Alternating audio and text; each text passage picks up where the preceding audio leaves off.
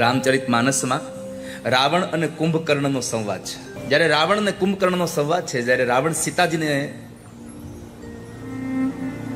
લેવાની વાત કરે, કુંભકર્ણ સૂતો છે. રાવણે કહ્યું, ભાઈ જલ્દી ઉઠો, જલ્દી ઉઠો તમે. કુંભકર્ણ કહે છે, પણ શું થયું? અરે હું રામની પત્નીને હરીને લાવ્યો છું અહીંયા, સીતાજીને લાવ્યો છું અહીંયા. સીતાજીને હું હરણ કરીને લાવ્યો છું. એટલે કુંભકર્ણએ પૂછ્યું કે એને ભોગવી તે ભોગ ભોગવો? એટલે રાવણે કહ્યું, ના, હજ નથી ભોગવો. એટલે કુંભકર્ણએ પ્રશ્ન કર્યો, કેમ ન ભોગવો? હરણ કરીને લઈ આવ્યો અને તે ભોગ ન ભોગવો હજી? ત્યારે રાવણ બોલે છે કે હું લઈ આવ્યો છું રામની પત્નીને, પણ સીતા રામ વગર બીજા કોઈનું સ્મરણ નથી કરતી. સીતા રામ વગર બીજા કોઈની સામે જોતી નથી ને બીજાને કોઈને સ્વીકારતી જ નથી.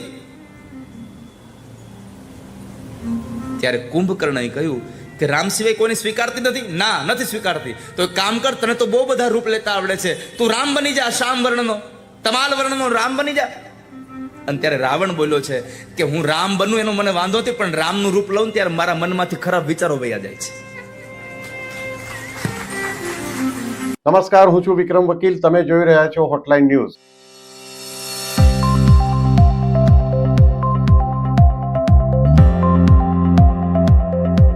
જિગ્નેશ દાદાનો વિવાદ છેલ્લા ઘણા દિવસથી ગુજરાતમાં મોટા પાયે ચાલી રહ્યો છે.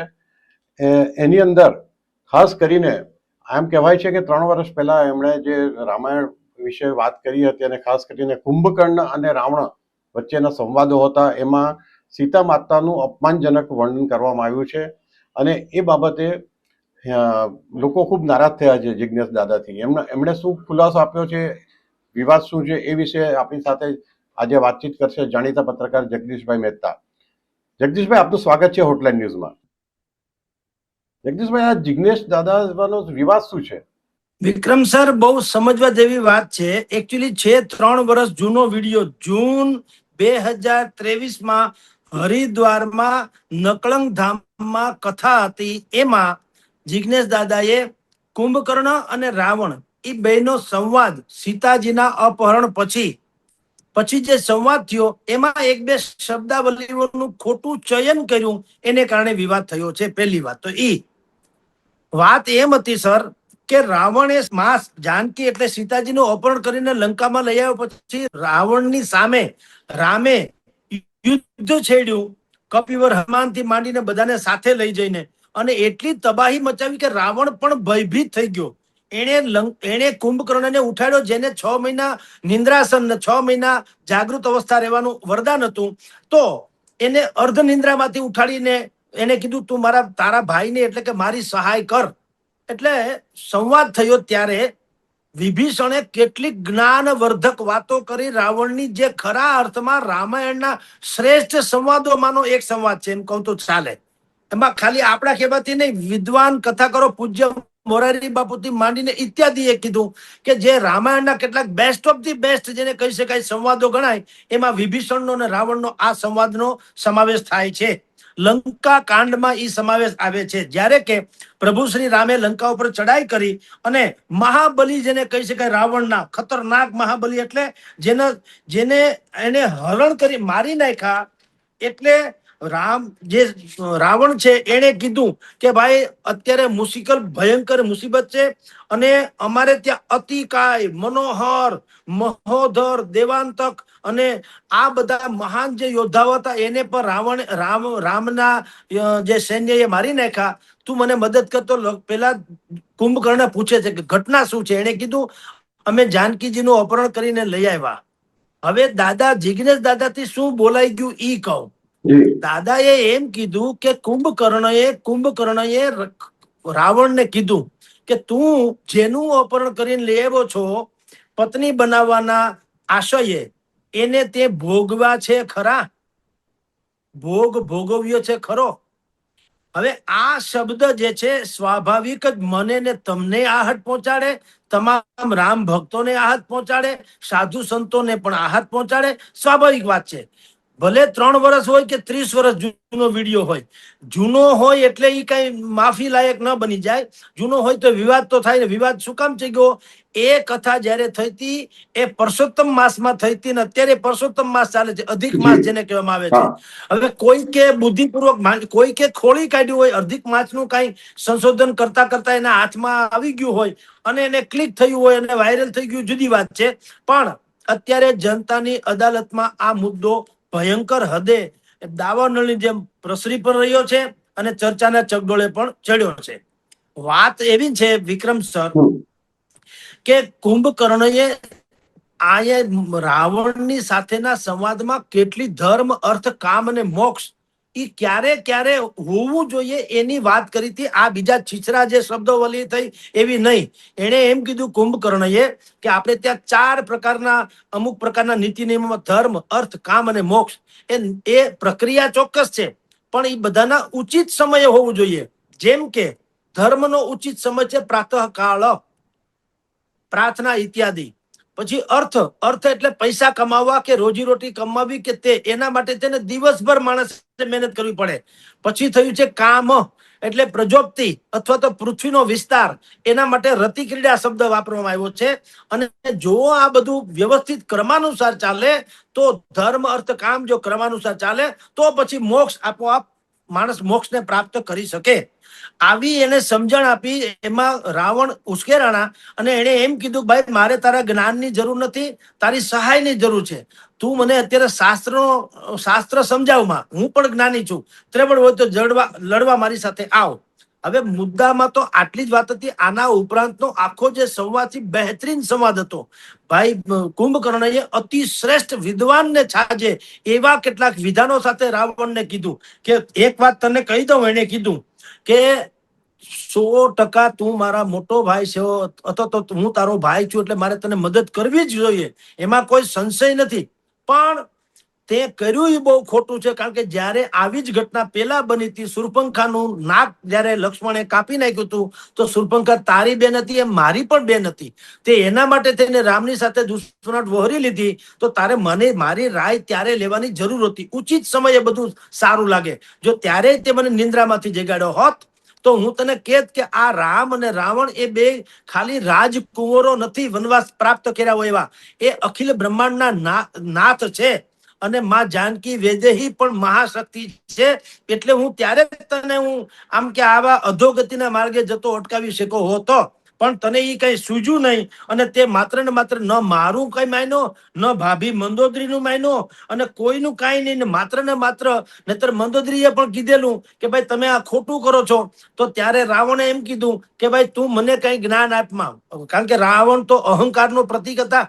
એને મંદોદરીને પણ કીધું કે તારે મને જ્ઞાન આપવાની જરૂર નથી. મંદોદરીએ એમ કીધું કે તમે સીતાજીનું અપહરણ કરીને લઈ આવ્યા, હજી તમારે ત્યાં ઈ પત્ની તરીકે આવવા તો રાજી નથી ને. ઈ જમાનામાં તો વિક્રમ સર યુદ્ધના નિયમો હતા, એમ આ પ્રકારની વાતમાં નિયમો હતા કે સ્ત્રીની મરજી વગર તો એ પાછા બેસાડતા જ નહીં. એટલે એને સીતાજી મંદોદરીએ રાવણને કીધેલું કે કામ કરો ને, તમે બે રીતે વાત કરો તો મેળ પડે. કાં તો તમે તો બહુ રૂપિયા છો, વિદ્વાન છો એટલે ભયંકર તેઓ છે, બહુ મોટા ઓલા પણ હતા જેને રૂપ ધારણ કરી શકે એવા, બરાબર. તો કીધું તમે રામનું રૂપ ધારણ કરી નાખો ને. અને કાં તમે રામનું મસ્ત, તો રાવણે કીધું કે મેં રામનું ડોકું કાપીને એને મોકલાવ્યું સીતાજીને કે જુઓ રામ તો શહીદ થઈ ગયા, હવે મારી યારે તમે લગ્ન કરી લ્યો વગેરે. તો સીતાજીએ કીધું કે તમે હું દુનિયાની કોઈ હસ્તી એને મિટાવી શકે એમ નથી, એટલે મને મારા રામમાં સંપૂર્ણ ભરોસો છે, એટલે તારા નાટક બધા બંધ કરી દો. એક વાત. તો પછી મંદોદરીએ કીધું તો તમે સ્વયં રામનું સ્વરૂપ થઈને કેમ નથી જતા?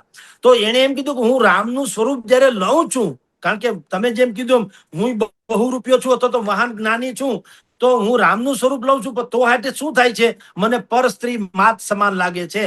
જેના રૂપ ધારણ કરવા માત્રથી સ્વભાવ બદલાઈ જતો હોય, અહંકાર ઓગળી જતો હોય અને ધર્માભિરોક માણસ થઈ જતો હોય, તો એ સ્વયં ભગવાન રામ કેવા હશે? એટલે આવું વર્ણન કરવાની વાત કરવા માટે જિજ્ઞેશ દાદાએ આ પોઈન્ટ ઉપાડ્યો હતો કે કુંભકર્ણએ કીધું તમે એને ભોગવા છો.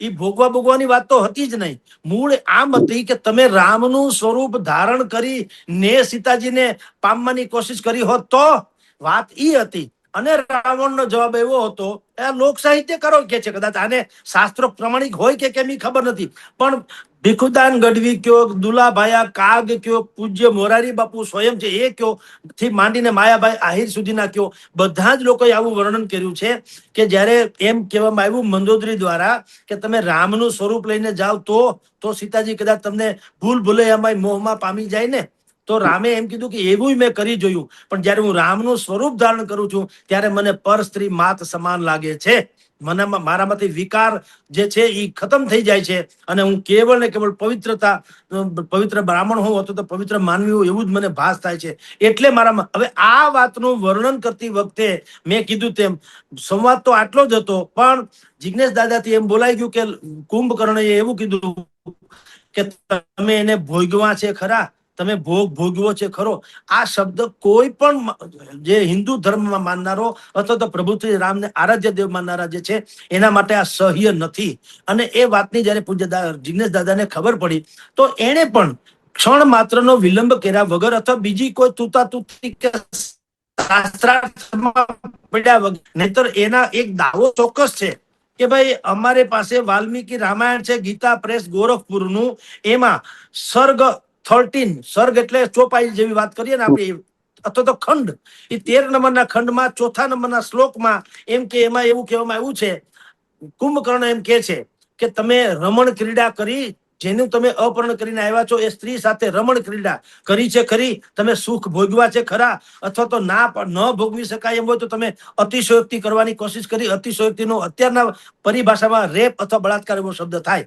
તો ભાઈ જિજ્ઞેશ દાદાનું કહેવાનું એમ છે કે આવા શબ્દો હતા પણ મેં એ ન વાપર્યા, તેમ છતાં ભોગ ભોગવો અથવા તો ભોગવ્યા એ જે શબ્દ પ્રયોજવામાં આવ્યો એ ખરેખર ઉચિત નથી, મારાથી ફ્લોમાં જ બોલાઈ ગયું અથવા તો સ્લીપ ઓફ ટંક જેને કહેવામાં આવે, લપસી જવું, જીભનું સરી પડવું, એ પ્રકારે થયું છે. એટલે એને તમામ હિન્દુ ભાઈઓ બહેનોની અને રામ ભગવાન પ્રભુ શ્રી રામને જે આરાધ્ય દેવ માને છે આપણા સહિતના બધા જ લોકોની એને ક્ષમા યાચના કરી છે સર. તો હું માનું ત્યાં સુધી આમ જુઓ તો વિવાદનો થોડો અંત આવવો જરૂરી છે, કારણ કે ક્ષમાથી વિશેષ બીજું તો કારણ કે નીકળેલા શબ્દ અને ભાથામાંથી તીર આમ છટકી જાય કમાન, પછી તો પાછું તો આવતું નથી, એટલે એમાં ક્ષમા યાચના કરી છે. આ વિવાદ છે. જી સર. જી જગદીશભાઈ, આ જિજ્ઞેશ દાદા છે એ આ પહેલી વખત લોકોમાં આ નામ જાણીતું થયું છે. મને લાગે સૌરાષ્ટ્ર તરફ કદાચ વધારે કરતા હશે કથા, અને કે એટલે એક્ઝેક્ટલી એ શું છે, કથાકાર છે કે જે મોરારી બાપુ રામાયણનું પાન કરે છે એ રીતે? ના સર જિજ્ઞેશ દાદા વિખ્યાત કથાકાર છે, વિખ્યાત એટલે વિશ્વ વિખ્યાત. હા બિલકુલ, મોરારી બાપુ જેવો પહેરવેશ છે એના જેવી જ કથા કરે છે, અને ખાસ કરીને એના પદ એટલે કે ગીત એ અત્યંત લોકપ્રિય છે. તાળી પાડો તો મારા રામની રે, નહીં તો બીજી તાળી ન હોય જો, એવી જે એના અનેક પ્રકારના આવા ગીત છે, એ ગીત પણ અત્યંત લોકપ્રિય છે. એના રાગ ઢાળ અવાજ બહુ સુંદર છે, અને કથા વાચક તરીકે બીજા વિવાદ થોડા ઘણા ઇધર ઉધર જવા દો, આવા સ્લીપ ઓફ ટંક ને બાદ કરતા બીજા કોઈ એવી વિવાદ નથી. એટલે વાસ્તવતઃ તો જે છે ને સનાતન ધર્મનો ધજા લઈને જે ચાલી રહેલા કેટલાક સંતો મહંતો અથવા તો કથા વાચકો છે, એમાંના જિજ્ઞેશ દાદા પણ વન ઓફ ધેમ, અને બિલકુલ વિખ્યાત છે પાછા, એમ નહીં કે એ અહીંયા છે. હા, જેની કથાઓ દેશ વિદેશમાં થયા કરે છે. હમણાં રાજકોટમાં એની કથા હતી, રાજકોટમાં પણ, અને રાત્રિના સમયે હોવા છતાં 40-50 હજાર માણસો ત્યાં શ્રોતાઓ તરીકે સાંભળવા આવતા હતા. એટલે એનો અવાજ પણ કર્ણપ્રિય છે, મધુર કંઠ છે, અને ઈશ્વરની કૃપા છે કે એ સુંદર કથા, આખું કથાનક જે છે એ સુંદર રીતે પ્રયોજી શકે છે. મૂળતઃ તેઓ શ્રીમદ ભાગવત સપ્તાહ એટલે કૃષ્ણ કથા કહેવા માટે થઈને પંકાયેલા છો તો પ્રખ્યાત છે. એમાં કોઈ કારણોસર આ રામની કોઈ લીલાનું વર્ણન આવ્યું હશે એટલે એ કહેવા ગયા, એમાં આપણે કહીએ ને થોડુંક ચીલો ચાતરી ગયા અથવા તો કરવા ગયા કંસાર થઈ ગઈ થૂલી. બે જે શબ્દોને શબ્દાવલીનું ચયન કરવું જોઈએ શ્રેષ્ઠ, એ શબ્દનું ચલન કરવામાં થોડોક ફેર પડ્યો, એમાં વિવાદ બહુ ચગી ગયો છે. અન્યથા તેઓ શ્રી આવા વિવાદિત બયાનો માટે કોઈ કુખ્યાત છે એવી કોઈ વાત નથી. જી સર. જી જગદીશભાઈ, અને રામાયણને દરેક ઘણા બધા લોકોએ પોતપોતાની રીતે મૂલવી છે, અને ઘણા લેખકોએ પણ એમની પોતાનું વિનોબા ભાવેથી માંડીને બધા જ, આપણે ગુણવંત શાહે પણ એના વિશે ઘણું બધું લખ્યું છે રામાયણ વિશે. એ રીતે મોરારી બાપુ એને પોતાનું એનું વર્ઝન કરે છે. એટલે ઘણા દરેકમાં થોડું થોડું તફાવત રહેવાનો. અને તમે એમ કહ્યું કે ગોરખપુરમાં પ્રકાશિત થયેલા જે પુસ્તક છે એ રામાયણનું એના આધાર લઈને એમણે આ કહ્યું છે. એ રીતે ઘણા બધાએ પોતપોતાની રીતે એનું ઇન્ટરપ્રિટેશન કર્યું છે આપણે કહીએ તો. એટલે તમારી વાત સાચી છે કે આ વિવાદનો હવે અંત આવવો જોઈએ, જ્યારે એમણે માફી માંગી દીધી છે. થેન્ક યુ વેરી મચ જગદીશભાઈ, તમે હોટલાઇન ન્યૂઝ સાથે જોડાયા બદલ.